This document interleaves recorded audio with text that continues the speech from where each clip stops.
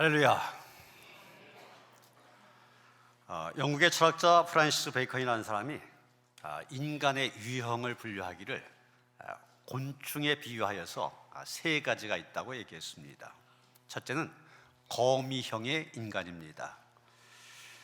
이런 거미라고 한 것이 보시는 것처럼 거미줄을 쳐놓고 거기에 걸려드는 벌레들 잡아먹으며 살고 있지 않습니까? 마찬가지로 함정을 파놓고 숨어서 때를 기다리는 사람들, 남에게 해를 가하고 고통을 주면서 살아가는 사람들, 거미형의 인간이다, 그렇게 말했습니다. 둘째, 개미형 인간이 있다고 하였습니다. 개미 그러면은 부지런함의 상징 아닙니까? 이런 사람들 근면하고 성실하게 살아갑니다. 그런데 문제는 다른 사람들에겐 일절 관심이 없다고 한 것입니다. 다른 사람을 해치지도 않고 그렇다고 해서 유익을 주는 것도 아닙니다. 그저 자기만을 위해서 사는 사람들, 자기만 잘 먹고 잘 살면 되는 사람들, 개미형의 인간이라고 하였습니다. 세 번째, 꿀벌형의 인간입니다.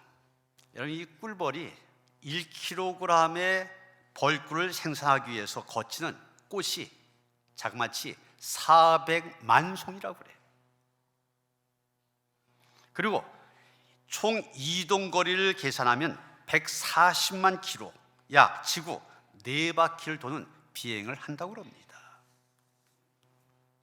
이런 벌들이 이렇게 열심히 날아다니면서 꽃에서 꿀을 땁니다. 그 꿀을 자기도 먹고 다른 동물이나 사람들도 먹도록 해줍니다. 이런 유형의 인간, 다른 사람들에게 유익을 주는 인간형입니다. 꿀벌형의 인간, 교회에서 쓴 말로 하면 축복의 통로가 되는 사람이다. 옛날 표현은 복의 근원이 되는 사람, 이렇게 얘기했었죠. 성경에 나오는 믿음의 삶들 하나같이 축복의 통로가 되어 살았습니다. 아브라함이 그랬고 요셉이 그랬습니다. 축복의 통로가 되어 살아간 인생, 바로 우리 그리스도인들의 정체성이 되기도 한 것입니다. 작가 송정림 씨가 쓴 참 좋은 당신을 만났습니다, 이런 책이 있는데 부제가 서로 기대고 살아가는 사람들의 감동 에세이입니다.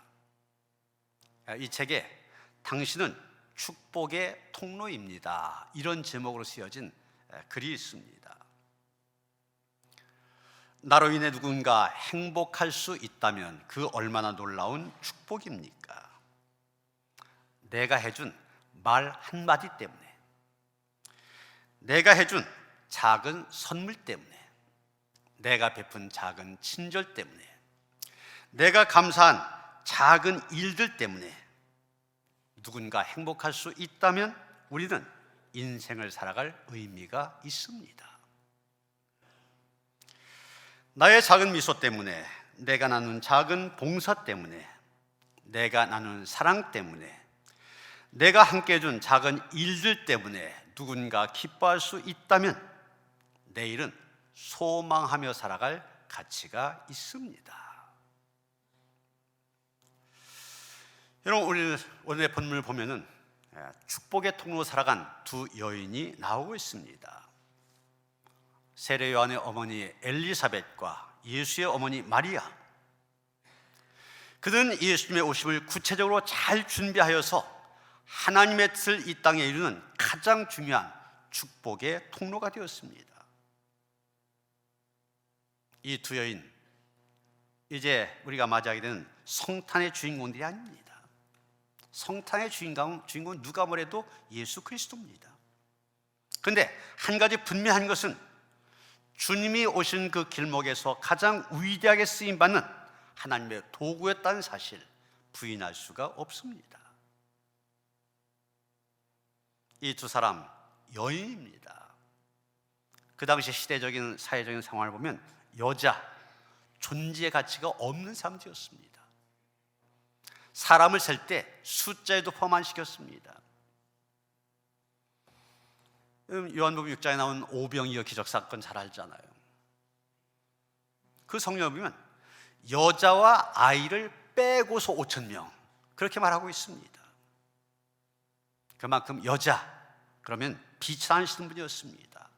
소외된 존재였습니다. 존재감이 없었습니다. 그러나 그런 그들이 하나님의 구원의 역사에 동참하여 하나님의 구원을 이루는 축복의 통로가 되었습니다. 이들이 어떤 삶이었기에 이 귀한 일에 쓰임받은 것입니까? 먼저 39절 보면 이때 마리아가 일어나 빨리 산골로 가서 이렇게 말하고 있습니다. 원래 아기를 낳지 못한다고 하였던 친족 엘리사벳이 있었는데 그 엘리사벳이 아기를 가진 지 이미 6달이 되었다. 이 소식을 들었을 때 마리아는 빨리 일어났다고 하였습니다. 그래서 지금 마리아가 엘리사벳을 찾아갑니다. 여러분, 마리아가 왜 엘리사벳을 찾아갔습니까? 왜 그 먼 길을 갔습니까?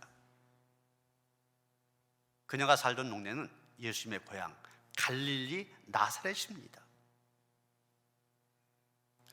엘리사벳이 살던 산골 마을, 지금의 에인케렘이라고 불려지는 유대 근교에 있는 말입니다. 그 당시 이스라엘의 행정구역을 보면은 넷으로 나누어졌는데 맨 북쪽에 갈릴리 지역, 그 아래 사마리아, 그 밑에 유다, 그리고 그 아래 베레아, 이렇게 나뉘어져 있습니다. 북쪽 갈릴리에서 출발하여 유대 근교, 유대의 이 예루살렘 근교에 이르게 된 겁니다. 에인케렘이라는 동네, 그 동네 가보면 지금도 세례요한 탄생 기념교회와 마리아 방문교회가 세워져 있습니다. 그래서 순례하게 되는데, 여러분, 이 갈릴리 나사렛에서부터 에인케렘까지 직선 거리로 120km가 넘습니다. 우리식으로 말하면 300리, 400리 길, 좋게 된 거리입니다. 요즘처럼 뭐 전철이나 버스, 이런 대중교통수단이 있었던 것도 아닙니다. 걸어가야 됐습니다. 종종 걸음으로 걸어도 사나흘 좋게 걸리는 먼 여행길이었습니다. 마리아는 그 먼 길 마다하지 아니하고 부지런히 그곳을 찾아갔습니다. 이때 마리아의 나이 약 한 13살 정도 되었을 거다, 그렇게 보고 있습니다. 마리아가 그 어린 나이에 그 먼 길을 찾아갔다. 그녀에게는 분명한 목적이 있었기 때문입니다. 그녀를 움직이게 한 것은 천사 가브리엘의 말입니다. 바로 본문 앞에 36절 보면 천사가 말합니다. 보라, 내 친족 엘리사벳도 늙어서 아들을 배었느니라.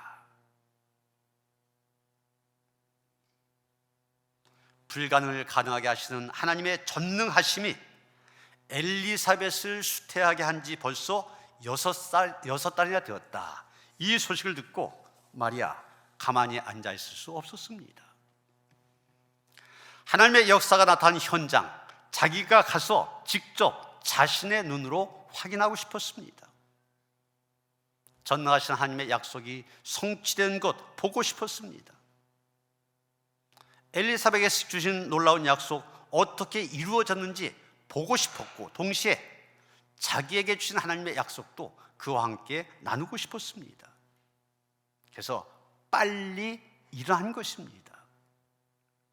말씀 성취의 현장을 보고자 하는 갈급함이 그녀에게 있었습니다.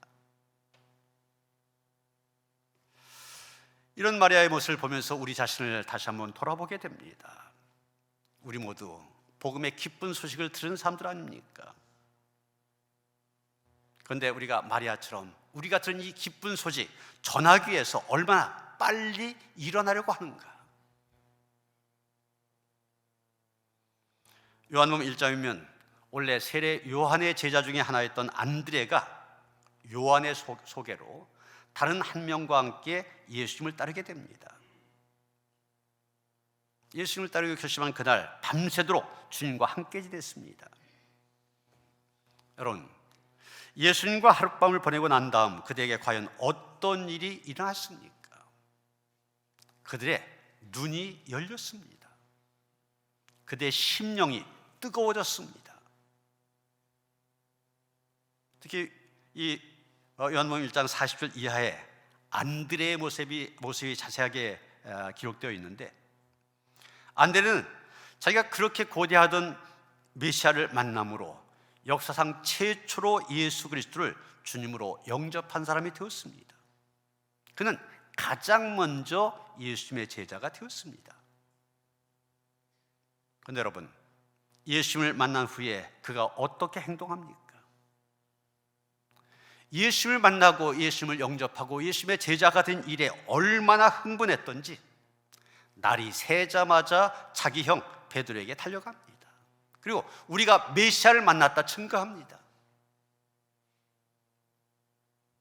마리아처럼 빨리 일어나 전도한 안드레에 의하여 예수님의 수제자라고 불리우는 베드로, 한 번 설교했다면 5,000명이 넘는 사람들이 회개하고 세례받는 위대한 전도자, 예루살렘 교회의 기둥 같은 인물, 그 베드로, 바로 안드레에 의하여서 존재하게 된 것입니다.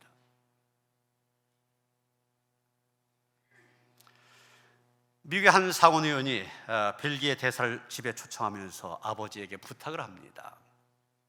아버님, 절대로 대사에게 전도한다고 법석을 피우지 말아주십시오. 아마 이 아버지가 전도에 대한 열심이 있어서 보는 사람마다 전도했던 모양입니다. 그래서 간곡하게 부탁을 합니다. 그렇지만 대사가 집에 들어섰을 때 아버지는 그 아들의 부탁 깜빡 잊어버리고 맙니다. 그래서 아들이 아버지에게 대사를 소개하자 아버지는 몇 마디 인사를 하더니 물었습니다. 대사님께서는 그리스도인이신가요? 아들 상원의원은 당황하였지만 그 대사는 상당히 교양을 갖춘 사람이었기 때문에 정중하게 그것에 대해 응답하였습니다. 몇 달이 지난 후에 그 상원의원의 부친이 세상을 떠났습니다. 그리고 그 장례식장에는 수많은 화환들이 진열되었습니다. 그 가운데 가장 크고 눈에 띄는 화환이 있었는데 쪽지에 이런 글이 쓰여 있었습니다. 나의 영혼을 하나님께 인도한 미국 내에서의 단 한 분. 그리고 그 쪽지에는 벨기에 대사의 사인이 있었습니다. 찰스 카우프만. 짧은 만남이 준 영원한 생명, 이런 제목의 글에 나오는 얘기입니다. 내가 받은 이 구원의 기쁜 소식, 이것을 빨리 전해야 되겠다, 그 간절한 마음이 그 짧은 만남을 통해서도 전도가 이루어져서 영혼을 구원하는 축복의 통로로서의 역할 감당하게 한 것입니다.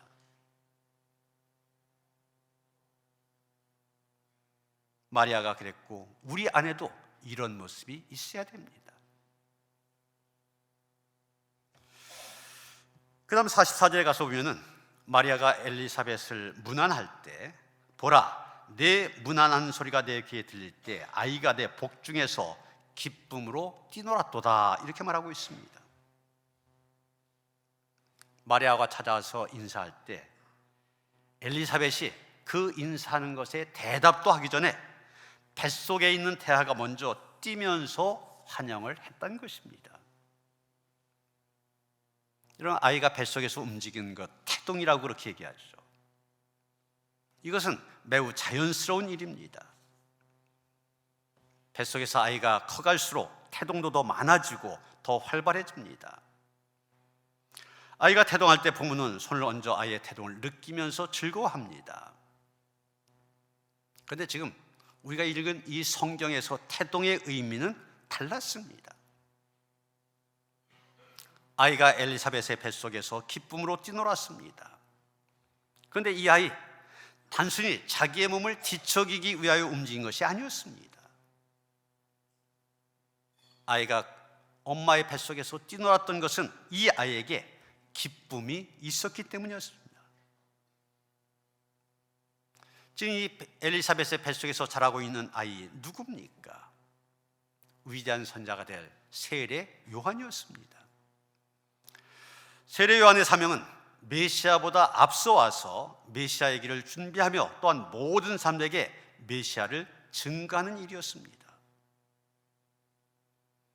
누가복음 1장 15절이면 천사 가브리엘이 세례 요한의 아버지인 사가랴에게 한 말씀이 나옵니다. 뭐라고 했냐면, 이는 그가 주 앞에 큰 자가 되며 포도주나 독한 술을 마시지 아니하며 모태로부터 성령의 충만함을 받아. 지금 천사가 말한 것처럼 세례 요한은 모태에서부터 성령의 충만함을 입었습니다. 여러분, 세례 요한이 왜 모태로부터 성령의 충만함을 입어야 했습니까? 그 이유를 오늘 본문이 얘기해 주고 있습니다. 세례 요한 위대한 예언자였습니다. 그러기에 그는 복중에서부터 메시아를 증거해야만 됐습니다. 이를 위하여 세례 요한 모태로부터 성령의 충만함을 입을 수밖에 없었던 것입니다. 지금 메시아 되신 예수는 마리아의 뱃속에 있습니다. 성령의 충만함을 입은 세례 요한, 이것을 증거해야 됐습니다. 그런데 뱃속에 있는 아이가 말을 할 수 있습니까? 그래서 세례 요한은 그 뱃속에서, 엄마의 뱃속에서 기쁨으로 뛰놀았던 것입니다. 요한복음 3장 29절 30절에 보면 세례 요한이 자기 제자들에게 한 말이 나옵니다. 신부를 취한 자는 신랑이나 서서 신랑의 음성을 듣는 친구가 크게 기뻐하나니 나는 이러한 기쁨으로 충만하였노라. 그는 흥하여야 하겠고 나는 쇠하여야 하리라 하니라. 여기서 신랑, 바로 메시아 그리스도이신 예수를 가리킵니다. 그리고 신랑의 친구 세례 요한 자신을 가리킨 말입니다. 그런데 신랑에게 뿐만이 아니라 친구인 자기 세례 요한에게도 충만한 기쁨이 있었다고 했습니다. 그 기쁨, 어디서 온 기쁨입니까? 바로 신랑의 음성을 듣는 데서 온 기쁨입니다. 메시아가 오심을 아는 데서 오는 기쁨입니다. 바로 이러한 기쁨이 세례 요한에게는 모태로부터 있었습니다. 세례 요한, 모태로부터 성령의 충만함을 입었기 때문입니다. 여러분, 우리에게도 예수님으로 인한 기쁨이 늘 충만해야 됩니다. 세상을 바라보며 낙심하지 말고 예수님을 바라보며 기뻐할 수 있어야만 됩니다. 이 성탄의 계절, 예수님이 우리에게 주신 기쁨이 우리 가운데 충만하시기를 주님의 이름으로 축원합니다. 이제 마지막으로 41절 하반절서부터 43절까지의 말씀 봅니다. 엘리사벳이 성령의 충만함을 받아 큰 소리로 불러 이르되 여자 중에 내가 복이 있으며 내 태중의 아이도 복이 있도다. 내 주의 어머니가 내게 나오니 이 어찌된 일인가. 우리는 이 말씀을 통하여 이 두 여인의 만남에 있어서 성령께서 강하게 역사하고 계신 것을 보게 됩니다. 방금 본 것처럼 마리아가 엘리사벳을 찾아가 문안했을 때 엘리사벳의 뱃속에 있는 세례 요한이 뛰놀았지 않습니까? 물론 그때 엘리사벳 임신 6개월 되었으니까 아이가 뛰놀 때도 되었지, 이렇게 가볍게 넘어갈 수도 있을 것입니다. 그러나 성경은 이 모든 일이 성령의 감동으로 되었다고 얘기하고 있습니다. 바로 앞에 1장 15절 본 것처럼 모태로부터 성령의 충만함을 받아 이 말씀이 이루어진 것입니다. 우리는 엘리사벳에게서 성령 충만함을 입은 사람에게 나타나는 두 가지의 특징을 보게 됩니다. 하나는 큰 소리로 외쳤다는 것입니다.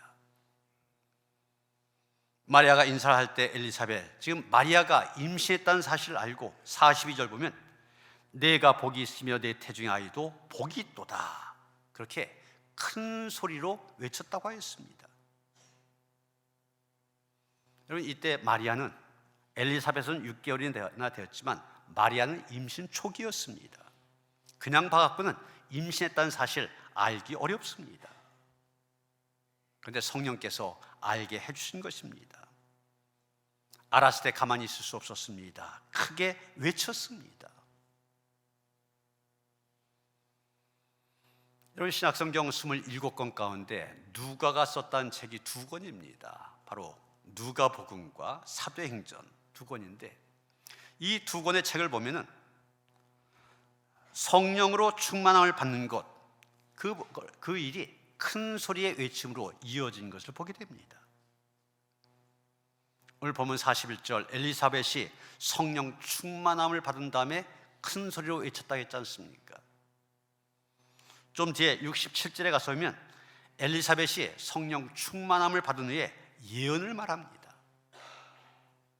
사도행전 2장 4절, 우리가 잘 아는 것처럼 오순절날 모든 사람들이 성령 충만함을 받은 다음에 방언을 말하기 시작합니다.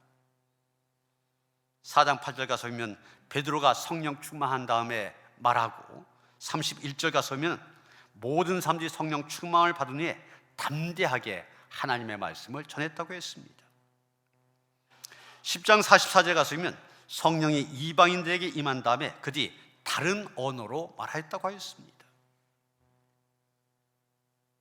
누가복음이나 사도행전을 통해서 우리가 알 수 있는 것, 성령 충만하게 되면 가만히 있을 수 없게 된다는 것입니다. 외치게 된다는 겁니다. 큰 소리로 외치게 된다는 것입니다. 또 하나 성령 충만을 받게 될 때 분별력이 생기는 것을 알게 됩니다. 40절 43절 보시면 내 태중의 아이도 복이 있도다. 내 주의 어머니가 내게 나오니 이 어찌된 일인가. 성령 충만을 받은 엘리사벳에게 분별력이 생겼습니다. 지금까지 마리아가 한마디도 한 거 아닙니다. 입을 열지 않았습니다.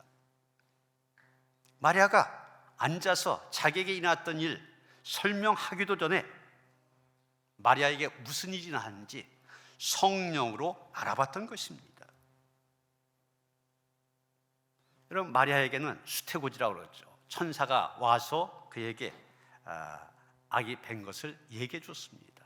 그런데 엘리사벳에게는 천사가 다녀가지 않았습니다.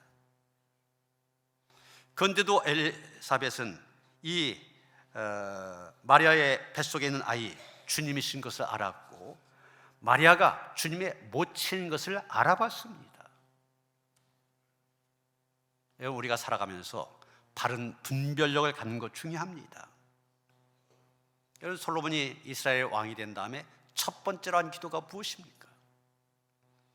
열왕기상 3장 9절이면 누가 주의 임한 백성을 재판할 수 있사오리까? 듣는 마음을 종에게 주사 주의 백성을 재판하여 선악을 분별하게 하옵소서. 분별하게 하옵소서. 왕이 된 다음에 첫 번째로 한 기도입니다. 왕에게도 가장 중요한 덕목, 바로 분별력이기 때문에 분별력을 달아 제일 먼저 기도했던 것입니다.